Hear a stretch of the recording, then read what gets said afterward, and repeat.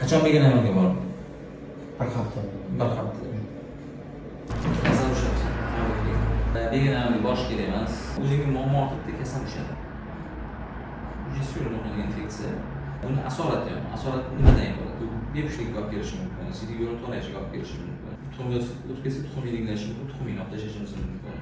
Agar sidik yo'l toraysa, uni operatsiya qilib, toragan joyini olib tashlab, qaytadan plastik operatsiya bilan tiklashimiz kerak bo'ladi. Tushunsan, bu sen kerak edi. Sani kelajaging, sani sog'lig'ing.